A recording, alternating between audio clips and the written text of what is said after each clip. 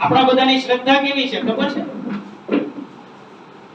ઉદાહરણ આપો. આપણી શ્રદ્ધા બધા ભગવાનમાં કે આપણે જે પણ આપણા આરાધ્ય દેવ છે, આપણા ખુદા છે, એમાં આપણે માનીએ છીએ?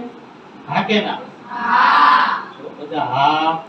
અચ્છા, મંદિરે જઈએ ત્યારે તમે પણ જોયું હશે, મેં પણ જોયું છે, એક ચપ્પલ આ બાજુ કાઢે ને એક ચપ્પલ આ બાજુ કાઢે. આ આપણી શ્રદ્ધા. એલા જે આખી દુનિયા ચલાવે છે, જે આખા વિશ્વનું ધ્યાન રાખે છે, એ તારા ચપ્પલનું ધ્યાન નહીં રાખે? તો એટલો તને વિશ્વાસ નથી. અને પાછા આપણે અત્યારે કેવી હા પાડી બધા, અમને બહુ શ્રદ્ધા છે. ટેન્શન થાય છે. શું કામ ટેન્શન થાય? પરીક્ષા આવશે ને હવે. ક્યારે છે?